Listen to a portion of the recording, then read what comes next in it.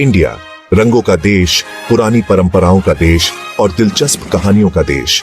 ऐसी ही एक कहानी जो पीढ़ी दर पीढ़ी सुनाई जाती है वो है एक रहस्यमय पक्षी की, सोने की चिड़िया की।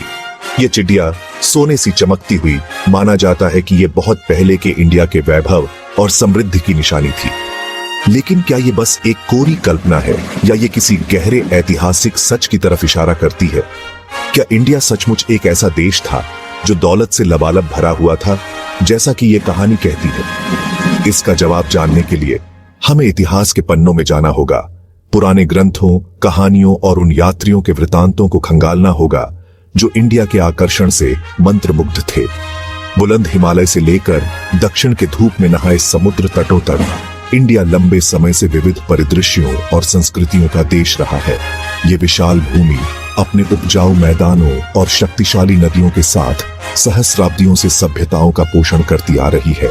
ये सभ्यताएं अपने चरम पर न केवल अपनी सांस्कृतिक और आध्यात्मिक प्रगति के लिए बल्कि अपनी भौतिक संपत्ति के लिए भी प्रसिद्ध थी। प्राचीन भारतीय साहित्य ऐसे वृत्तांतों से भरा पडीढ़ा है जो एक ऐसे देश का चित्रण करते हैं जो दौलत से भरपूर था। ये ग्रंथ हमें उस समय की झलक देते हैं जब इंडिया अपनी सोने, कीमती पत्थरों और शानदार वस्तुओं की प्रचुरता के लिए जाना जाता था। वेद हिंदू धर्म के सबसे पुराने पवित्र ग्रंथों में से एक ऐसी भूमि के बारे में बताते हैं जहां दूध और शहद की नदियां बहती हैं, जो समृद्धि और प्रचुरता का प्रतीक है। अन्य ग्रंथ जैसे रामायण और महाभारत सोने और जवाहरातों से सजे हुए भव्य शहरों का वर्णन करते हैं, जहां राजा और सम्राट अद्वितीय वैभव में रहते थे।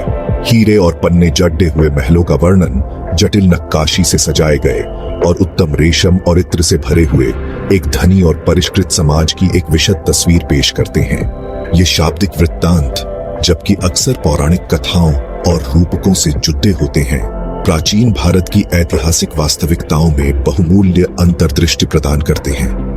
वे बताते हैं कि सोने की चिड़िया की छवि हालांकि प्रतीकात्मक थी, पूरी तरह से निराधार नहीं थी। महाभारत इंडिया के दो प्रमुख महाकाव्यों में से एक, प्राचीन भारत की भव्यता की एक सम्मोहक झलक प्रदान करता है। महाकाव्य पांडवों के दरबार का वर्णन करता है जो अकल्पनीय धन से भरा हुआ था। उनके महल इंद्रप्रस्थ के बारे में कहा जाता है कि यह चमकदार सफेद पत्थर से बना था, जिसे सोने और कीमती रत्नों से सजाया गया था। महाकाव्य भव्य दावतों का वर्णन करता है जहां सोने और चांदी की थालियों में परोसे जाने वाले विदेशी व्यंजनों से मेजें भरी हुई थीं। योद्धा चमकते कवच और हथियारों से सजे, सोने और हाथी दांत से सजे रथों पर सवार थे। रानियों से लेकर आम लोगों तक महिलाओं द्वारा पहने जाने वाले आभूषणों का वर्णन उस समाज की बात करता है जहां सोना और कीमती पत्थर आम थे।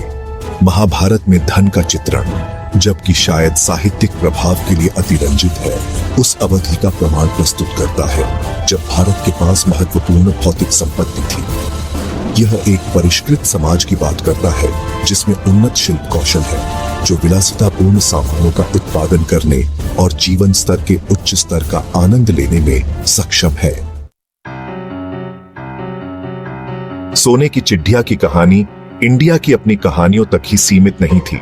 दूर देशों के यात्री इंडिया की दौलत की कहानियों से आकर्षित होकर इसके तटों पर पहुंचे और उन्होंने जो कुछ देखा उससे दंग रह गए। ग्रीक राजदूत मेगास्थनीज, जिन्होंने 4वीं शताब्दी ईसा पूर्व में इंडिया का दौरा किया था, ने मौर्य साम्राज्य की संपत्ति के बारे में विस्तार से लिखा था। उन्होंने कारीगरों और व्यापारियों से भरे शहरों, माल से भरे हुए बाजारों और सोने और जवाहरातों से भरे शाही खजाने का वर्णन किया।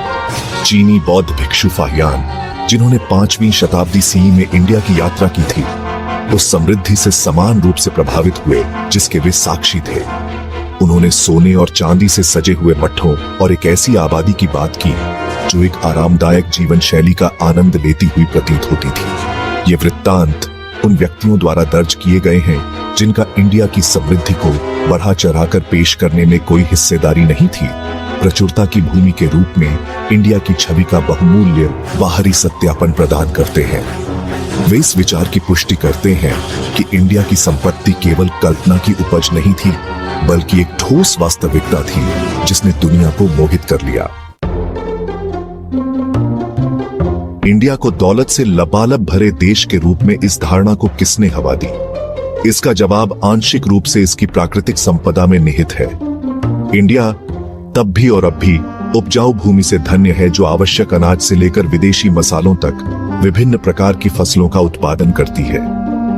ये मसाले, विशेष रूप से काली मिर्च, प्राचीन दुनिया में अत्यधिक मांग वाले थे, जो दूर के बाजारों में अत्यधिक कीमतों पर बिकते थे। इंडिया अपने कीमती पत्थरों के लिए भी जाना जाता था। उसके पहाड़ों और नदी तल से निकाले गए हीरे, पन्ने, नीलम और माणिक दुनिया भर के राजाओं और सम्राटों के खजाने में जगह पाते थे। इन कीमती वस्तुओं के आकर्षण ने व्यापारियों और विजेताओं को समान रूप से इंडिया के तटों पर आकर्षित किया और विशाल धन की भूमि के रूप में इसकी छवि को और मजबूत किया। मसालों और कीमती पत्थरों की प्रचुरता, भारतीय कारीगरों के कुशल शिल्प कौशल के साथ, जिन्होंने इन कच्चे माल को उत्तम वस्तुओं में बदल दिया, एक संपन्न व्यापार नेटवर्क तैयार किया, जिसने उपमहाद्वीप में अपार धन लाया। इस धन ने बदले में शक्तिशाली साम्राज्यों के उदय को वित्त पोषित किया और कला, संस्कृति और शिक्षा के उत्कर्ष को सुगम बनाया। सोने की चिड़िया की छवि मौर्य, गुप्त और चोल जैसे शक्तिशाली साम्राज्यों के शासनकाल के दौरान अपने चरम पर पहुंची। इन साम्राज्यों ने कुशल प्रशासन, मजबूत व्यापार और सैन्य शक्ति के माध्यम से अपार धन जमा किया और अभूतपूर्व समृद्धि की अवधि की अध्यक्षता की। अशोक के शासनकाल में मौर्य साम्राज्य विशेष रूप से अपनी भव्यता के लिए प्रसिद्ध था। गुप्त साम्राज्य, जिसे अक्सर भारत का स्वर्ण युग कहा जाता है, उस समय की आर्थिक समृद्धि से प्रेरित होकर कला, साहित्य और विज्ञान का विकास हुआ। चोल साम्राज्य अपनी समुद्री शक्ति के लिए जाना जाता है, विशाल व्यापार नेटवर्क को नियंत्रित करता था, जो पूरे दक्षिण पूर्व एशिया से धन लाता था। इन साम्राज्यों ने भव्य मंदिरों, भव्य महलों और परिष्कृत सिंचाई प्रणालियों के निर्माण में अपने धन का निवेश किया। उन्होंने कला और विज्ञान को संरक्षण दिया, जिससे गणित, खगोल विज्ञान, चिकित्सा और धातु विज्ञान में प्रगति हुई। उनके शासनकाल उस समृद्धि की ऊंचाइयों का प्रमाण है, जो भारत ने अपने प्राचीन अतीत में हासिल की थी। जबकि सोने की चिड़िया की छवि इंडिया की भौतिक संपत्ति पर सही जोर देती है, यह याद रखना महत्वपूर्ण है कि इंडिया की वास्तविक संपत्ति सोने और जवाहरातों से कहीं आगे तक फैली हुई थी। इंडिया के प्राचीन विचारक और दार्शनिक गणित, खगोल विज्ञान और चिकित्सा जैसे क्षेत्रों में अग्रणी थे, जिन्होंने दुनिया को प्रभावित करने वाली अभूतपूर्व खोजें की। शून्य की अवधारणा का आविष्कार, आयुर्वेद का विकास, पृथ्वी की परिधि की गणना और आकाशीय गतियों की समझ इंडिया के बौद्धिक योगदान के कुछ उदाहरण हैं। ये प्रगति प्राचीन ग्रंथों और ग्रंथों में प्रलेखित ज्ञान के धन का प्रतिनिधित्व करती है, जो भौतिक धन से परे है। नालंदा और तक्षशिला जैसे इंडिया के प्राचीन विश्वविद्यालयों ने दुनिया भर के छात्रों को आकर्षित किया, जो प्रसिद्ध विद्वानों से सीखने और ज्ञान की खोज में खुद को विसर्जित करने के लिए उत्सुक थे। सीखने के ये केंद्र बौद्धिक खोज के प्रकाश स्तंभ के रूप में कार्य करते थे और इंडिया की प्रतिष्ठा को भौतिक और बौद्धिक दोनों तरह के अपार धन की भूमि के रूप में बढ़ाते थे। सोने की चिड़िया की कहानी ऐतिहासिक तथ्य और पौराणिक अलंकरण का मिश्रण है। जबकि प्राचीन भारत ने निस्संदेह महान धन और समृद्धि की अवधि का आनंद लिया, सोने से लबालब भरी भूमि की छवि एक अतिशयोक्ति है, जो कहानी कहने और समय बीतने के साथ प्रवर्धित होती है। हालांकि धारणा की शक्ति को कम करके नहीं आंका जा सकता है। दौलत की भूमि के रूप में इंडिया की छवि चाहे पूरी तरह से सटीक हो या नहीं, दुनिया के साथ अपनी बातचीत को आकार देने में महत्वपूर्ण भूमिका निभाई। इसने व्यापारियों और खोजकर्ताओं को आकर्षित किया, विजेताओं की महत्वाकांक्षाओं को हवा दी और सदियों से कलाकारों और लेखकों को प्रेरित किया। सोने की चिड़िया के रूप में इंडिया की धारणा ने इस बात को भी प्रभावित किया कि भारतीय खुद को और अपने इतिहास को कैसे देखते थे।